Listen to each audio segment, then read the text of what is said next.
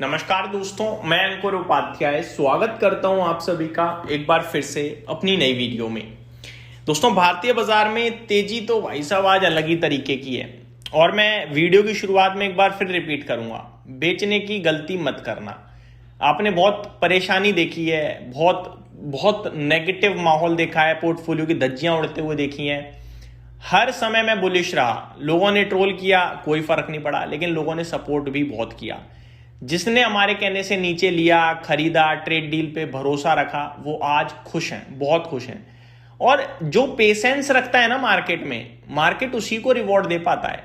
Timing आप कर नहीं सकते हो मार्केट में, आपको बाजार में टाइम देना पड़ेगा। बजट वाले दिन, आज से 2 दिन पहले ऐसा माहौल था कि भारतीय बाजार से तो भाग ही जाओ। 1000 पॉइंट निफ्टी टूट गया था दोस्तों टॉप से, तो मूड माहौल नेगेटिव था। लेकिन उस दिन भी आपसे क्या कहा कि ये गोल्डन अपॉर्चुनिटी टाइप है, बजट को छोड़ दो। बजट ठीक है, लेकिन एसटीटी खराब है, मार्केट के लिए खराब हो गया, गिरेगा, गिर जान दो। लेकिन आपको as a discipline quality stock को इस वैल्यूएशन पे सिर्फ खरीदने के बारे में सोचना है, बोला था ये चीज। तो ये ना भरोसा होता है, आपको एक साइड प्ले करना पड़ेगा मार्केट में। आप दोनों साइड सोचोगे, ट्रेडर बनने की सोचोगे, वो वॉलेटिलिटी आपको खा जाएगी। आज 1000 पॉइंट ऊपर खुलने के बाद सब तेजी में आ गए हैं, और मैं ये बिल्कुल नहीं कहूंगा कि बेच के जाओ आप, मैं ये कहूंगा तेजी में ही आओ। क्योंकि ये जो हुआ है ना, इसका इंपैक्ट आप सोच नहीं पा रहे अभी। इसका इंपैक्ट आपको दिखेगा 3 महीने, रुक जाओ बस। जब आपको मैन्युफैक्चरिंग का डेटा आएगा ना, जब पीएमआई का या एचएसबीसी की तरफ से जब मैन्युफैक्चरिंग डेटा आया करेगा, आप कहोगे भाई ये हो क्या रहा है कंट्री में, बवाल मचने वाला है। अब आप ये मान के चलिए। और ये जो कंपनियां भागी है ना, ये और भागेंगी। पोस्ट मार्केट बात करूंगा खैर इस टॉपिक पे। अभी मैं आप सभी के साथ कुछ क्वार्टरली नंबर शेयर करना चाहता हूं जो आए हैं और रॉकेट हो गए हैं। खैर आज तो पूरा बाजार रॉकेट है, तो नंबर्स के वजह से नहीं, वो वैसे ही रॉकेट हुए हैं। आज तो जो गिर रहा है उसको ज्यादा 21 तोपों की सलामी दे दो, क्योंकि भैया तुम ऐसे माहौल में भी गिर रहे हो तो कुछ तो बड़ी बात है। पहला स्टॉक है दोस्तों पीसीबीएल, यानी कि Phillips carbon black chemical. Chemical stock की बात करें तो कल आरती इंडस्ट्रीज को मैंने आपके साथ डिस्कस किया था जब ट्रेड डील नहीं आई थी। तब मैंने कहा था ये जो हुआ है ना इस कंपनी के नंबर्स में, टर्न अराउंड है। और मैंने ठोंक बजा के कहा था कि अब लेके बैठ जाओ इस शेयर को, अब नहीं छोड़ने वाला ये शेयर। और 11-12-14% ऊपर हो गया शायद अभी तो। और मेरा मानना ये है कि ये शुरुआत है, ये तेजी और खिंचेगी अभी।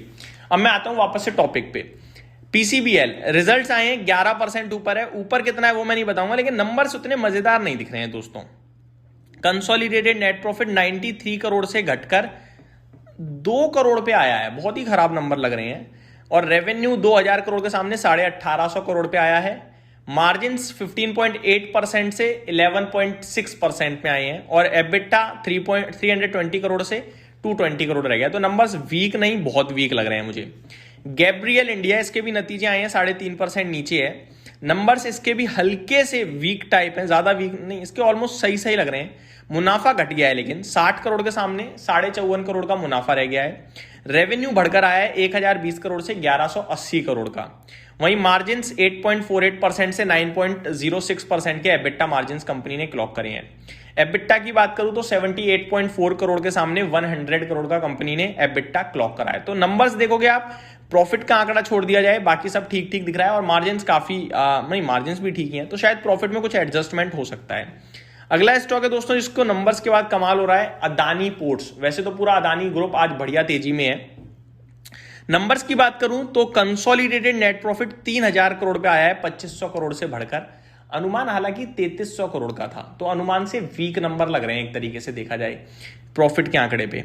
रेवेन्यू लेकिन बहुत ही तंगड़ा है, करीब 7900 करोड़ से 9700 करोड़ पे आया है। और मार्जिन्स घट गए हैं 58.2% से 45.3%।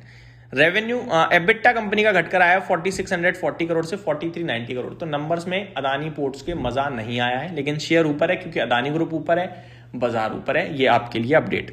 आगे बढ़ते हैं दोस्तों दूसरे स्टॉक की तरफ।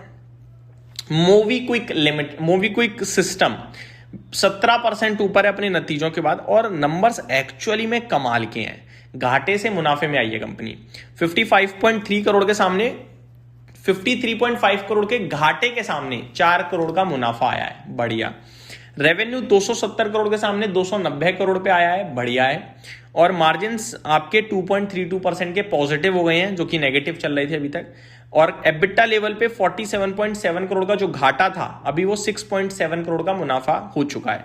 तो ओवरऑल नंबर्स काफी पॉजिटिव और काफी अच्छे दिख रहे हैं यहाँ पे मुझे। तो आगे बात करी जाए दोस्तों कुछ और स्टॉक जिनके रिजल्ट्स के बाद एक्शन दिख रहा है आपको। वरुण बेवरेजेस 3% नीचे है और AWL कुछ करता ही नहीं है, 1% नीचे अपने नतीजों के बाद।